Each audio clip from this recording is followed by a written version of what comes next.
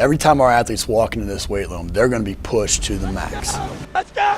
Let's go! The barbell hasn't changed in over 100 years. I can take a 25-pound plate and we'll go out on the turf and I'll have you hating life. We talk about straining your gut, pushing past that comfort level. I want a lot of energy.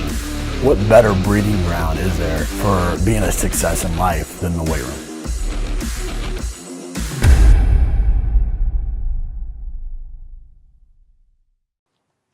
Hey guys, welcome back to Iron Game Chalk Talk. I'm your host, Ron McKeefery, and this is episode number 205. Appreciate those of you that listen each week and share on social media and leave ratings and reviews and all that. I want to thank our sponsors, specifically Intech, for bringing these episodes to you for free.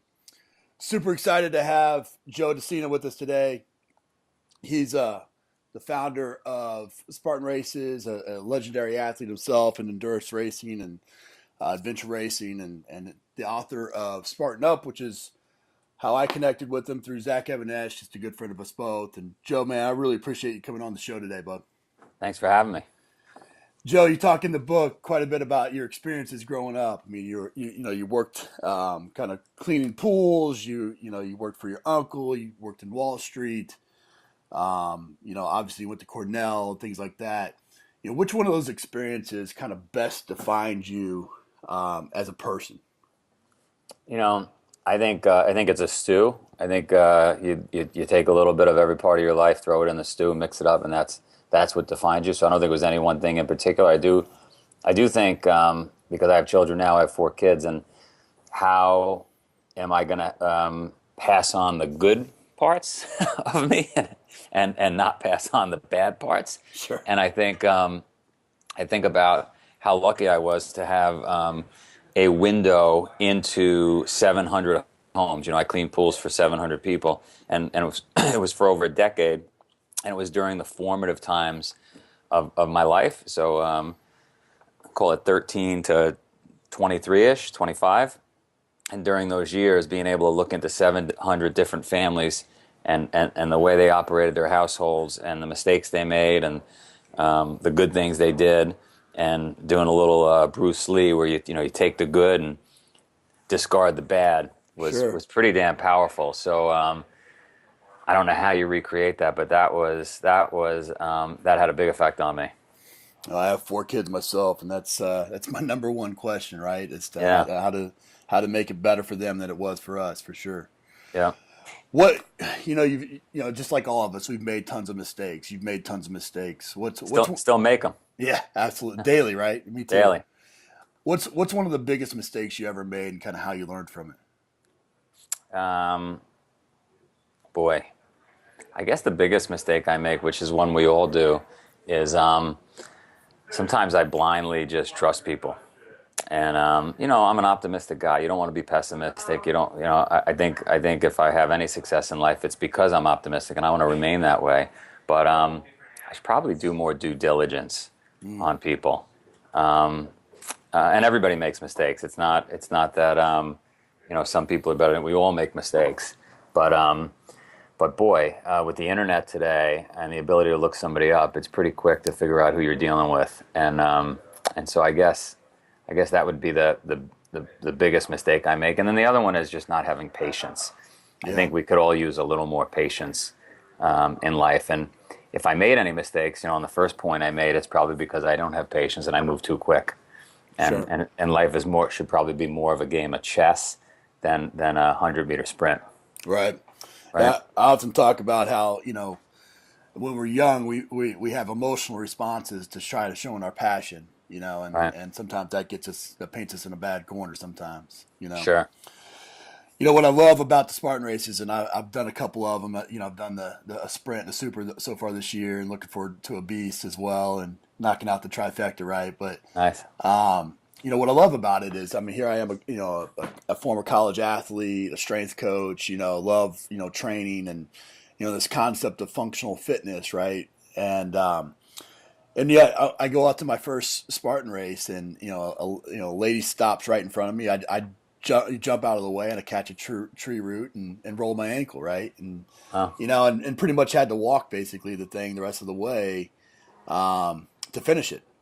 And what I love about that is it doesn't really matter what level you're at. Functional fitness is more than just squat, hinge, push, pull. It's these primal movements. It's ditching and traversing and climbing and surmounting and all these things. Talk a little bit about how you guys put together these races from a functional standpoint, from a primal standpoint. Yeah, so I think it goes back to I was really lucky. I grew up in a household where my mother got into yoga and meditation and became a vegan and at a very young age. And so it was not common back then. There was no Whole Foods. These were considered wacky people. Right. We had monks in the living room chanting but after decades of watching her teach these methodologies, these systems that are thousands of years old, it became clear to me that mobility, functional fitness, flexibility were actually more important than the things we were all chasing, right? We were chasing muscles, right? We want to get big, and you can get big, and you could be mentally tough, but if you've got an injury, game over, right? And so to prevent that injury, you've got to have mobility, you've got to have flexibility, and it just shocks me when I meet people, and I meet tens of thousands of people, right? I don't meet 2 or 3 at a time. We put on workouts, 1,500 people show up. We put on races, wow. 10,000 plus people show up. And it blows me away at how inflexible people are. And so really the ethos behind this whole system is body weight exercises, right. Everything, be flexible. I'm a big promoter of Bikram yoga, or any kind of yoga for that matter. And all our movements, to your point, out on the field are body weight movements. I mean, we should be able to crawl, we should be able to climb, we should be able to get through some water, right? We should be able to run, we should be able to traverse, and because those are human movements, and you don't need special ladders or special equipment out on this is just stuff. Look at Conor McGregor, the guy's he's like a cat, right? That's how we should all be. Right, no doubt. Well, you in your book you talk about how you had I think the USA wrestling team out to your house, right? Yeah, You trained with them, and here you are, you're running, ultra marathons and different adventure races. I mean, not the stuff we hear about, the stuff we don't hear about, right? And your opinion of the modern day athlete. Yeah, I'd be curious about, because you talk in your book about the frame of reference, and our athletes, myself included, we've gone through hard workouts, and we'll say that that's hard, but as compared to a guy that's running a 100-mile race, it's not that hard. That hour workout's not that hard. My experience with the wrestling team and many teams from different disciplines is they could really use some time on the mountain. Up in Vermont, we've got a farm, and we've got a mountain out there, and I think you're exactly right. I think if you gave me or us, a football team, a baseball, a traditional sports team, and you gave us a few months, a boxer, anybody, right? I guarantee you we would increase their performance and their ability to dodge an injury, by 30, 40% just by putting them on the mountain. I'm just shocked when I take out these traditional athletes that are best at Randy Moss. Right. I was next to him at a barbed wire crawl. He said to me, "This is the hardest thing I ever did." I said, "You're in the NFL. The NFL is a joke compared to what you're putting me through here." Right. So like that resonated with me, right? USA Wrestling, these guys were broken. How could that be? So what it is, and it best, is they're just too specialized. Right. Right. And it goes back to that old, farm strength, right? If you could take one of these athletes that play on any field or any mat and get them in the kind of shape where they could, carry 50 pounds, 50 miles, right, in addition to all the other stuff they train for, they'd be unstoppable. Unstoppable. Well, it's the power of the mind, right? And I worked, part of my background is I was a head strength coach for Army Special Operations, and wow, those guys, physically they weren't as gifted as the guys that I've worked with in the NFL or the even college athletes in a lot of respects, but mentally they were so strong. They could handle stress, and you had a great quote in your book that I took out and going to use from here on out. But it says the easiest way to convince your body that sitting in traffic is not worthy of a freak out is to to show your body what real stress is.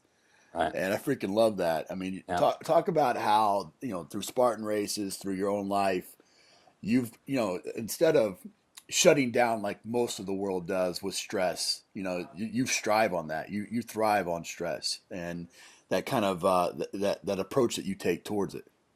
Well, so I mean, we go way back in time. The human body can deal with stress because stress used to come in the form of a physical response. So Right. we see a lion, we run, right? Right. Now stress hits us, and we're trapped in the car or we're trapped in our office, and so you don't get that physical response that helps to burn off the stress. And so I'm a big believer in that we have to manufacture adversity and stress in our lives so that we're better prepared. We change our frame of reference, change our perspective. We're better prepared to deal when that stuff comes at us and we don't have an outlet Right. to blow off that steam.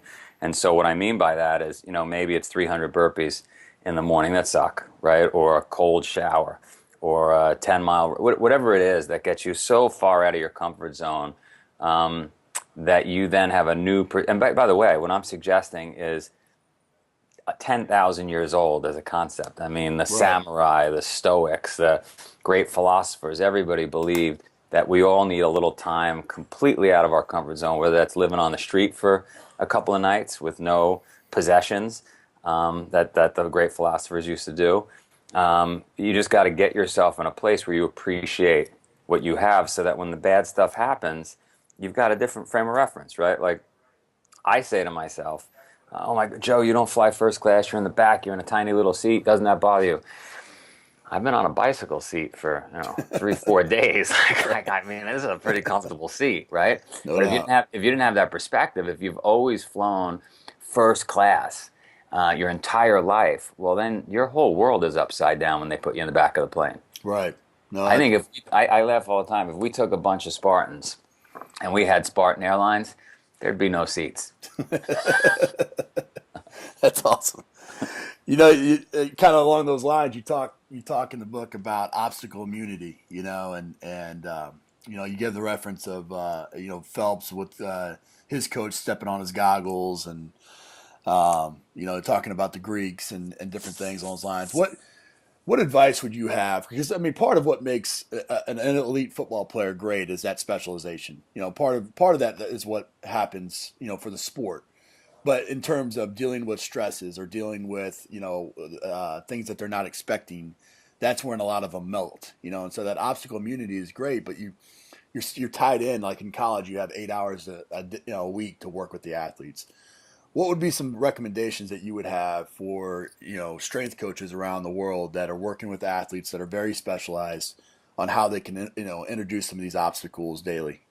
I think there's nothing more efficient, and you know this from working with the Army. There's nothing more efficient than a long march, and it's got to be rough terrain, and it's got to be hilly, and you got to carry weight.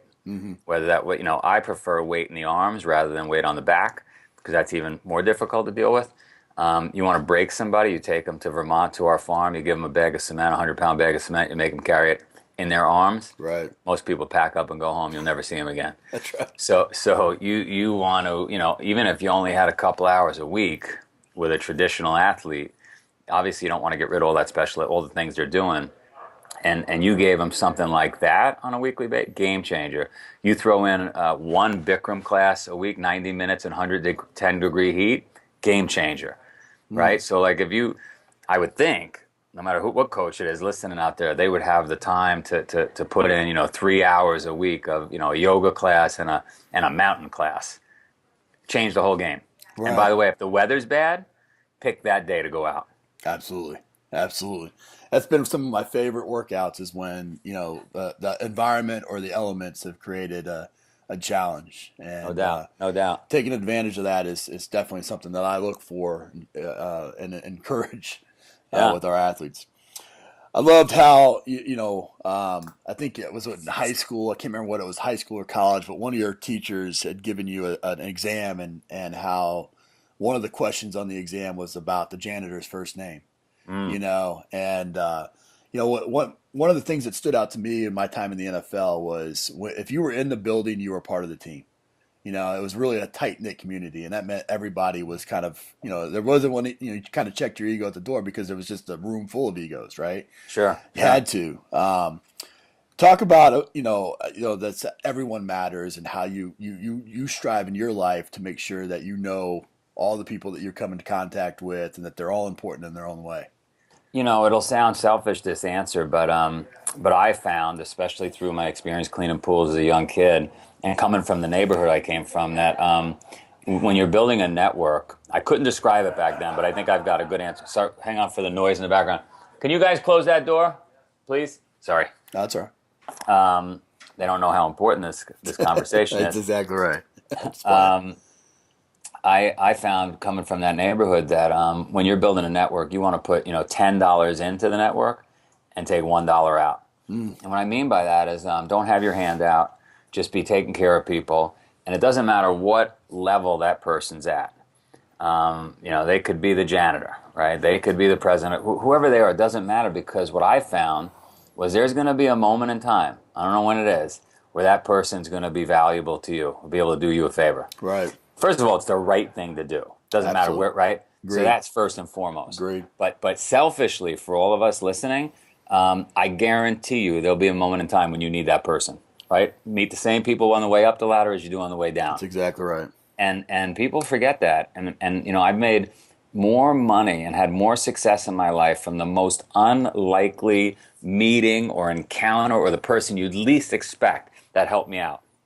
So put $10 in, and you get to take $1 out, when you least expect it.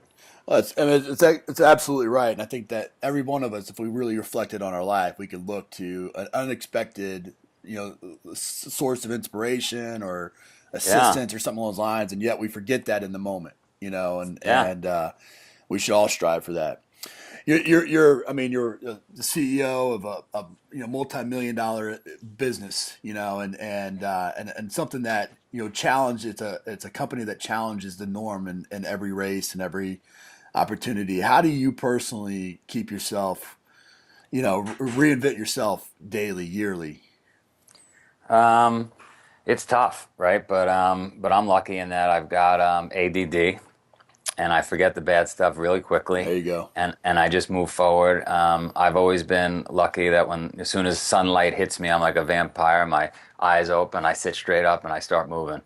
And I just have a real good understanding, to the point earlier, that everything is better than dead. Mm-hmm. So no matter how bad it is, if it's not fatal, it's fixable.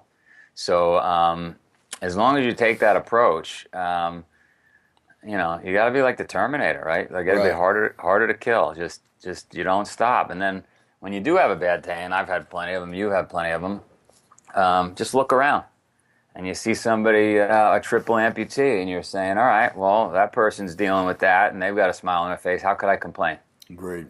Right? Absolutely. You manage a team of people that put on events around the world.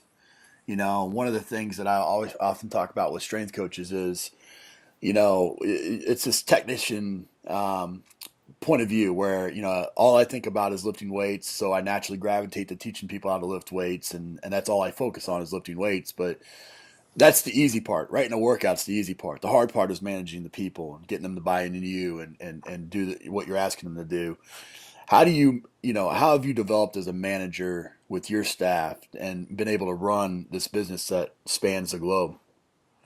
You're asking that question. I'm sitting next to our head of standing next to our head of production here, and somehow we put on these 200 events around the world, and I don't think I manage them. I think they manage me, because if I have a weak spot, it's management. I'm inspirational. I have a vision, but then I bring in people much smarter, much more disciplined than I am to take care of the details, and you got to let them run. Right. And so I wish I could tell. I wish I could say to you that it's all me, but I'm weak when it comes to management. I just have a vision, and you find great people, and you let them run. Absolutely. And you steer a little to the left, and you steer a little to the right when you see things going off, and you bring in smart people to help with leadership and stuff. But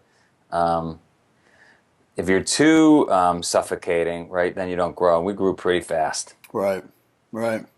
Well, that's a gift in and of itself, is knowing what your strengths and your weaknesses are, and then hiring for your weaknesses, right? Yeah, exactly. I think that's an important lesson and takeaway message for strength coaches, that if you're a vision caster and if you like to pound your chest, but maybe the details aren't your thing, you better hire a detail-oriented person. Exactly. And Exactly. you can be you when you're the leader. But what message would you have? There's lots of athletes that listen to this podcast as well. What message do you have for the young athlete that's just chasing their dream, that doesn't want to be pigeonholed in that box? What would your message be to them? Now, what do you mean by pigeonhole? Explain that. Being so sport specific, or only, or just being so focused on They've got to take time every day or time every week to get out of that box, right? Mm-hmm. Obviously, if you're a freestyle wrestler, whatever, you're going to spend a lot of time on the mat on a daily basis, right? If you're a swimmer, you're going to spend a lot of time in the pool. But I would say mix it up. Yeah. I don't have any idea how to get to that level of game within that specific. That's not my thing. Yeah. But I can guarantee you, if you took that person, male or female, and brought them outside and put them through some of the stuff you and I were talking about, terrible weather, terrible conditions, extreme mental challenges because physically they're broken, you will transform that athlete. Right.